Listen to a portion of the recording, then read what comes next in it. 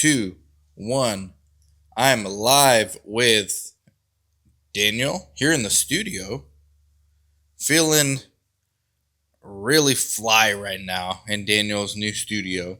And we're going live on Instagram. So if you're watching this on YouTube or listening on the podcast, uh, follow me on Instagram. I put like little behind the scenes stuff. I put things on Instagram that don't always go well, maybe on LinkedIn. That's a little more of a stuffy crowd. But LinkedIn's obviously huge. And then YouTube, we're trying to get to 100,000 subscribers. Going very slowly, Daniel. I'm actually very concerned with how slow we're moving. But we're doing actually pretty good. We're getting closer to 100K. So follow me there. This is going to be like the third part series of the four virtues of a site, what sites want. So, number one, we did business development. Number two, we kind of did operations, which is what is a coordinator, like what kind of personality and traits do you look for in a coordinator. Number three, which is this one, is going to be patient recruitment. And so this one, and then the fourth one is about contracts and budgets, which I don't know. I honestly probably will have Chris on that one, like on a Zoom style. It won't be a well produced podcast like this one, but that one, I got to get Chris on there. But this one about recruitment, this one's important. So, especially at the small sites don't have, they're called subscale sites. What does that mean? Subscale means you don't have your processes centralized. So you don't have centralized regulatory, you don't have centralized recruitment, you don't have centralized contracts and budgeting. So you kind of have like different people doing different tasks, but it's not centralized. And you kind of have people sharing tasks. Like at my site, Yuma Clinical Trials, which I just came from, everyone's a generalist. Like today, for example, I did 2 psychometric rating scales there. Then I talked to Katie, who's the lead CRC, about some upcoming studies. I followed up with a vendor for MRI imaging. I interviewed an intern. I'm going to get into that right now. And then I moved a fridge and I moved the body comp machine like up the stairs and down the stairs. So you're literally doing everything at these sites. You wear many hats, whether you're the owner or whether you are the coordinator or whether you're an intern or whether you're an assistant, you're going to be doing a lot of stuff. And this is exactly why, if you don't have experience in research, I recommend interning at a small site. Now we're going to get into the traits you need in order to be a good patient recruitment specialist. What skills do you need? What traits do you need for that? But I want to preface it with the interview I did today with a potential intern, and it looked very promising on paper. So I said, sure, come in. She's very nice. She wants to volunteer her time. I think she wants to go to nursing school, but she didn't make it clear. She, again, very promising. She's got the right attitude and mentality, like to want to go out and intern and beef up your resume so you can get into research. The problem is, I gave this person an opportunity to shine, and it was kind of like nothing, like crickets. Like I was even asking, well, are you interested? She kind of just gave one word answers, and we still might work with her, but you gotta go, like, you only sometimes get one opportunity to go to a clinic, even if it's for internship, to a small research clinic, especially if they're subscale, the size of Yuma Clinical Trials, and you gotta kill it in those interviews. Though you gotta, when you leave, the people that you talk to need to be thrilled of what just happened. Like, whoa, that person who just left is a game changer. And you don't need experience. Like, this person was a CNA, I believe. Again, I think a lot of talent on paper, either just very shy or not enthusiastic or both. It's hard for me, and for the small culture that we have, small company, to be comfortable, because sometimes you have to worry about the culture at your smaller clinic. So, anyways, that's just a little illustration, a good intro to this video, because to be a patient recruitment specialist, the good news is you don't need any research background. You need emotional intelligence, EQ. So if you can start with a good amount of EQ, it doesn't hurt to be an extrovert, but you do not have to be an extrovert. You do not need medical experience as a CNA or an MA or a farm tech. Although if you do, even better, of course, we are in the pharmaceutical life sciences industry. But a lot of sites need help with their patient recruitment, and patient recruitment is the perfect gateway to working at a site. My very first, back in 2006, I remember putting an ad on Craigslist back then, asking for volunteers. This strategy worked in 2006. It will work in 2026. People that are smart understand this is a huge industry. So anyways, that person who came to interview today, I gave her a copy of my book, and I said, we'll be in touch, or we'll probably do a Zoom with her. So if you're watching, you got to have a little more enthusiasm next time. And the interviewers need to leave saying, wow, this person, and this is a keeper. Like, we got to do what we can to have this person here. Patient recruitment is your gateway into the small site. It's a risk-free way to get your foot in the door. And if you're running a site, it's a risk-free way to assess talent, honestly.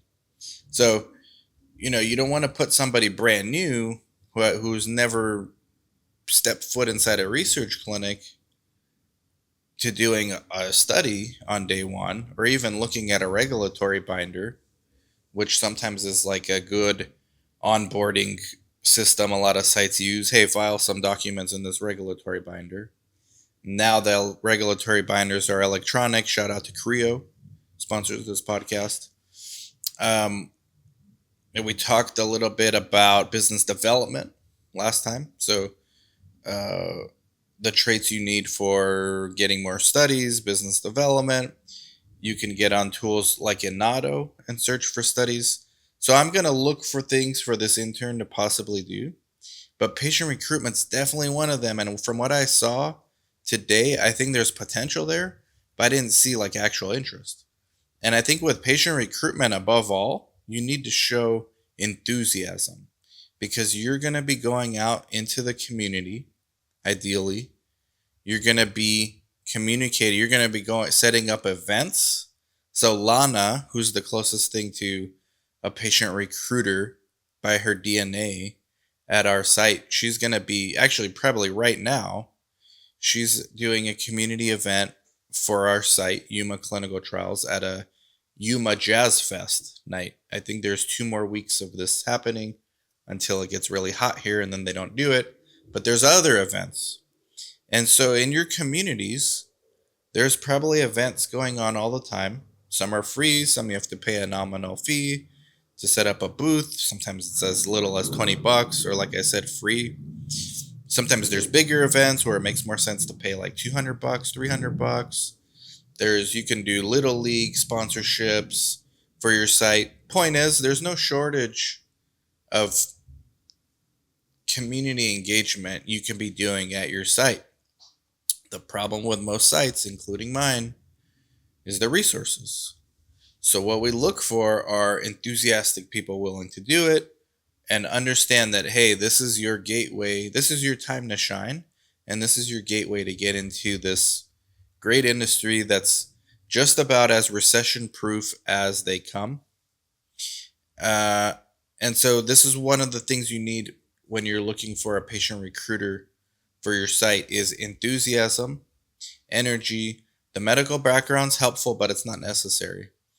And a willingness to learn.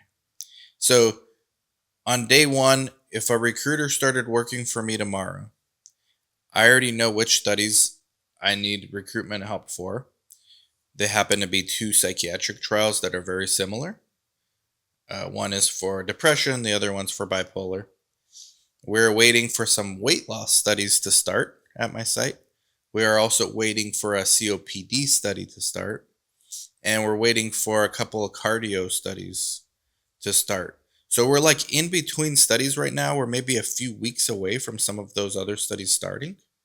But we have the opportunity to enroll for these two psychiatric trials. So if this intern or whomever I wanted to hire, let's say I hired someone to do patient recruitment, they would have to learn the basics of the study. So just what you need to communicate to the patients what the study's about. And you would have them sign a CDA, whether they're volunteering or a W-2 or a 1099, that's up to you and your legal team and your advisors. I would say start them out as a volunteer unless you feel really confident in their abilities to do other things, like maybe they can do data entry, maybe they can do, like essentially be an admin, which we're going to get into here, what an admin is. We've done a 30-minute podcast with one of our former admins at Yuma Clinical Trials. You could look that one up on my YouTube channel under the playlist Fundamentals. You'll see an interview with my admin, Anthony Garcia. Going to other doctors' offices. So myself, Lana, Katie, Jaime, we went out last week to 2 different doctors' offices and spoke to providers. That's a little bit more of an advanced role. You wouldn't send a day 1 intern out to do those things, but it's possible. It's not absurd to maybe do that. You want to make sure that the person has a willingness to understand, and that means some kind of excitement about the industry, and that means some kind of excitement about the therapeutic area, and you have to believe it. Like, if you don't believe it, you can't send them out in the community, because which potential patient is going to believe it if you don't believe it yourself as the leadership? So that's the number one thing I look for. I guess that's multiple things, but it's enthusiasm, and then it's a willingness to learn. I guess they go hand in hand, specifically because there is a steep learning curve in this industry. So if I don't see that initial enthusiasm from the onset, I know that you're not going to put in the work needed. Possibly, that's my worry. You're not going to put in the work needed to get through the grind. And a lot of people, like especially the younger ones straight out of high school or college, they don't know how to express that, and they're afraid. I'm telling you, if you go to a small research site, you cannot have that kind of fear. And if you're looking for someone like this, you need to find number 1 and 2, enthusiasm and a willingness to learn. Then you give them a CDA, you give this person the protocol, and you explain the inclusion exclusion to them. And then you explain, if it's a new study, you don't know where the failure points are. But if it's an ongoing study, like in one of our studies, we've screened 100. Today we screened our 107th patient. And I think we're going to be at like our 10th or 11th randomization. So it's insane, the screen fail ratio on that study. And on the other study, we had like 10 or 11 screenings and no one randomized so far. So these are tough studies. Like the psychiatric trials lately are very tough. You got to really know what you're looking for in order to reduce some of those screen failures. But you can build up to that. That's really a coordinator task and skill set. But if you're going to help out as a patient recruiter / eventual admin, which we're going to get into what that actually is, patient recruiter goes out in the community, raises the awareness, gets people in the community to at least know you exist. So they are representing you in the community. One of the reasons we do our Yuma Clinical Trials monthly podcast, and then we have what Daniel does is he splices up 4 shorts from that podcast for our weekly reels for Instagram. And I could splice up more if I wanted to. I haven't done that yet. It's part of this. It's community engagement and awareness, because the enemy of a research site is not the regulators, it's not the competition, it's not the drug companies, it's not the CROs. It's the enemy of the research site is obscurity. Nobody knows who you are. So once you run out of patients from your private practice, which happens very quickly with some of these inclusion exclusion criteria, you're going to find out you're relying on patient recruitment methods. And we have tools. We have Patient Ace. Full disclosure, I'm a co-founder of it. We have tools like Patient Ace that put ads out. So we have paid ads, Facebook and Instagram. We have the organic marketing, branding, like the YouTube videos, the podcast, and the Instagram posts. Ideally, the patient recruitment specialist can help a site do that. And you would be amazed how many research sites, subscale sites, or even bigger sites don't have a social media presence. Or if they do, it's like a ghost town, or like it's such a boring profile that nobody checks it out. And so this leads to another skill set that I think is critical for a patient recruitment specialist is creativity. So you want to get, because the enemy of a site is obscurity, you want somebody to bring fresh ideas. And sometimes it's best to have somebody come from outside the industry. I remember this like it was yesterday. In 2017, at my clinic in Costa Mesa, California, I had someone come in wanting to intern, and it turns out that she was a marketing specialist. So she was going to intern for a month or two, and if her strategies worked, the agreement was I would hire her as a contractor to do some of our patient recruitment. And I thought, this is a perfect idea. From day one, it never worked out for other reasons. She actually got another opportunity a few weeks later and moved on.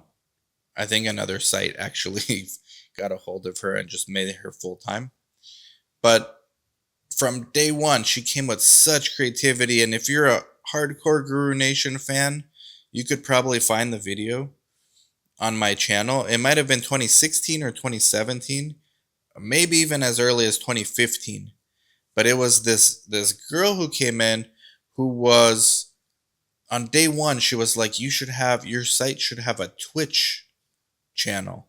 Back then, I think Twitch is still pretty big. And I told her, even back then, I was like, I thought that's just for video gaming. Like, what are you going to do? She's like, no. Twitch opened up for like Twitch in real life, and you could live stream, and I'll handle that for your site, and we can get interest in some of your studies. And we don't need IRB approval because we can just discuss about depression. At that time, we were doing only psychiatry. And this was not in Yuma. This was in Costa Mesa, where it's a more crowded market. Stuff like that was so advanced. And we never ran with it because, like I said, she left after a week because I think somebody else, another competitor, hired her full time. They might have seen the video and reached out to her. But I did a video with her. So if you want to watch it, go look on my channel, search for Twitch, and I think you'll find it. I'll actually go watch it again now to see if I could get in touch with her and let her know I mentioned her like 10 years later. But you need out of the box thinking. And sometimes that, if you can demonstrate that at your interview, don't feel like you're overstepping your boundaries.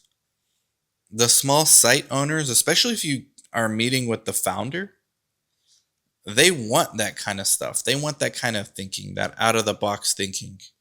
Use your weakness. Your perceived weakness is that you have no research experience. That's also your strength.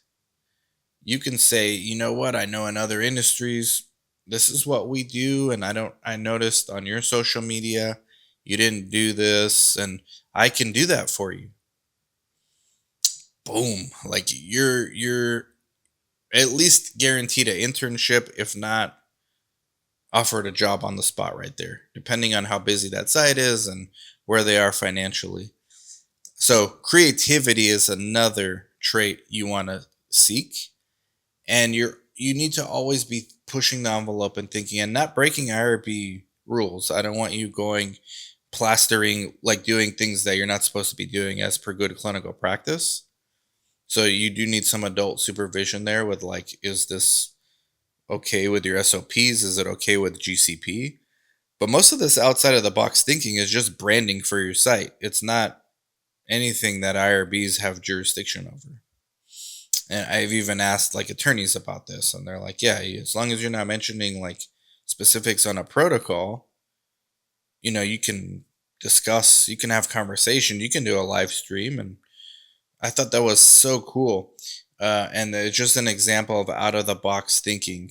Now, if you do well as a patient recruiter, first of all, if your site gets big enough, you can have a patient recruitment, a whole department for patient recruitment. And in that department, you have different functions. So, I mean, we're a site where we don't even have a department. It's just Lana, who will do like a good amount of our patient recruitment and community outreach. Me through the monthly videos, the physical community outreach, going to different doctors' offices with lunch and learns. I'll get some of the other coordinators to do that.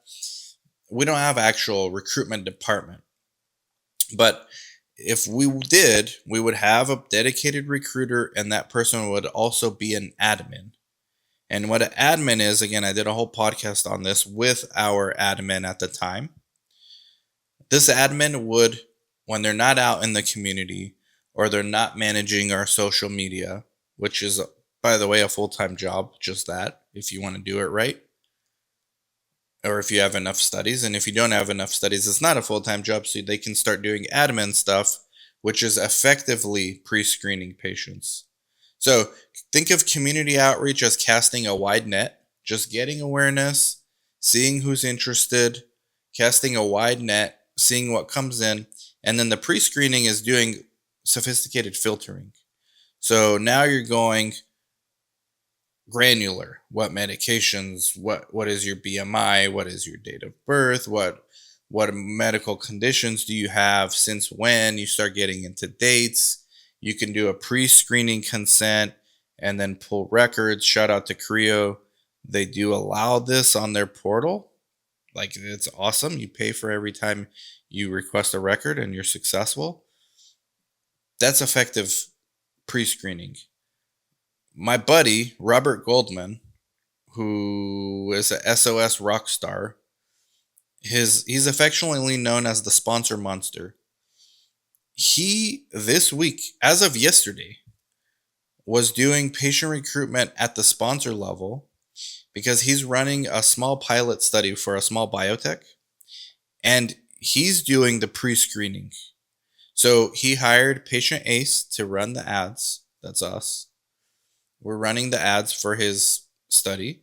All the leads are going to him, and he's literally engaging one-on-one with every single lead, pre-screening them. Do you qualify? Listening to, sometimes they give you their entire life story, these patients. And he's then scheduling them at the sites. I think he has 1 or 2 sites. This is admin work. So there's the recruitment work, there's the admin work. Sometimes it's the same person if the site's not that busy.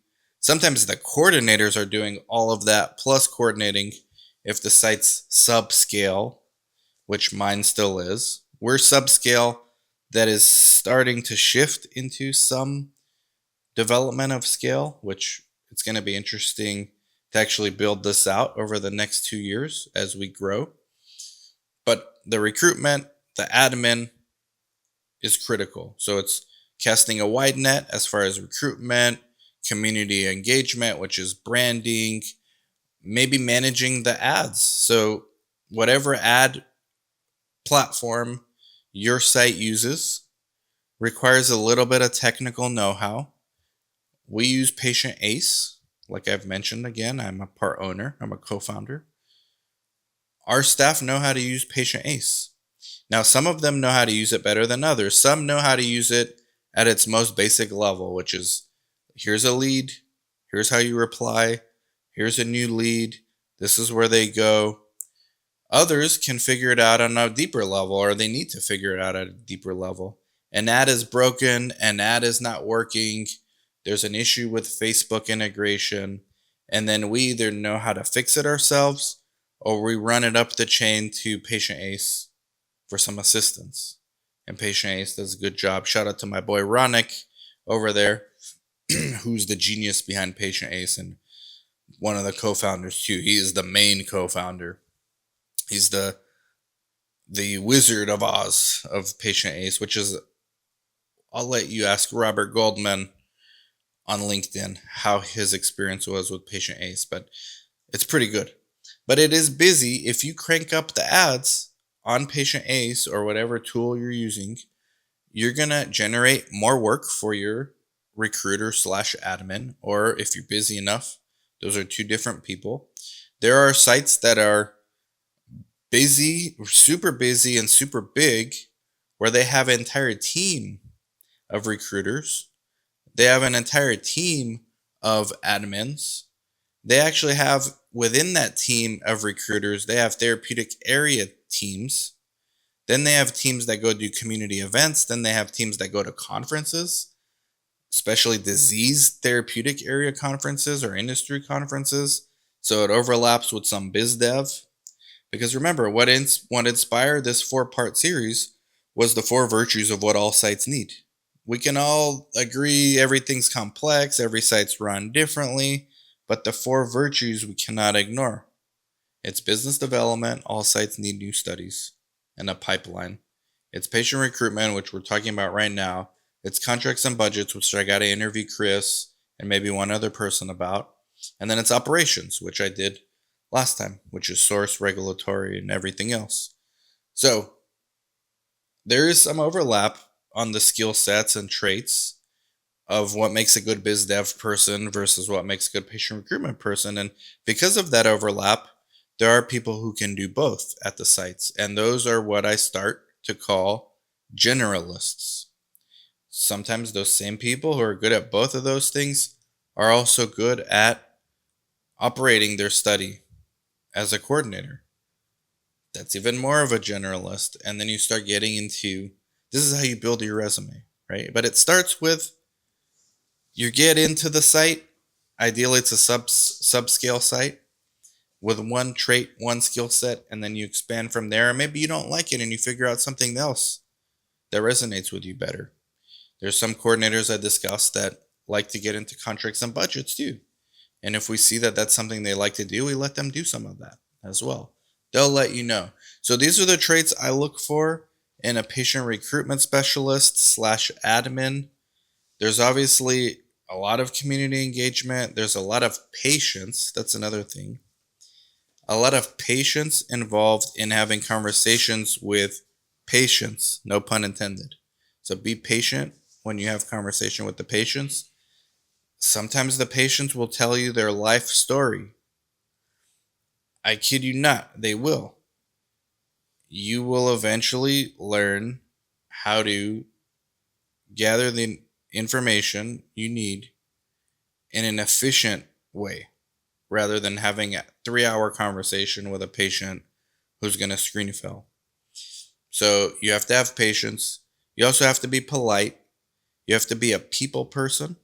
People, again, if they feel comfortable, if they like you, if you have some charisma, they will be more receptive to learning about research. Now, remember, in all these communities, most of these communities, clinical research is considered sketch, like it's sketchy.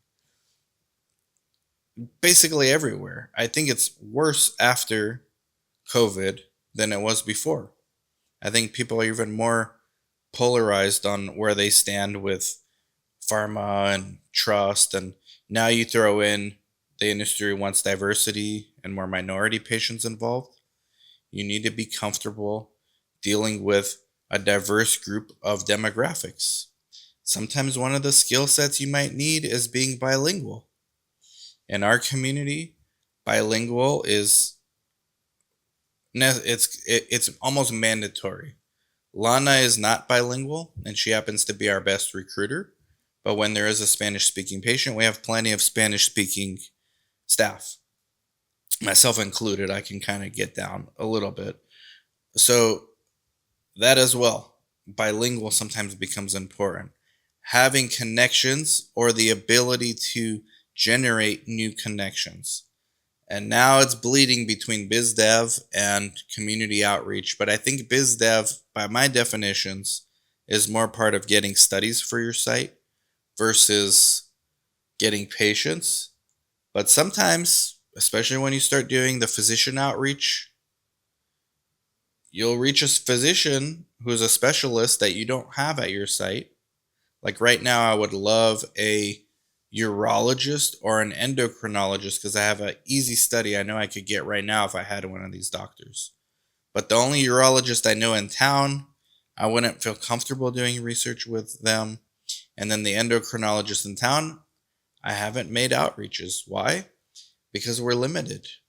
And so we do need interns. We do need volunteers. We do need people willing to work. And this is where community engagement bleeds over into business development. Hey, I went out to this doctor office to try to get referrals, and guess what, Dan? They actually are interested in doing studies with us.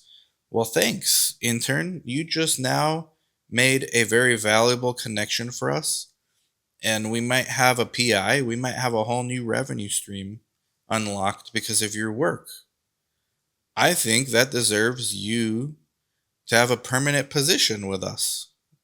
I mean, this is literally how these things work at small sites. So I thought this video was important because it's one of the 4 virtues of what sites need.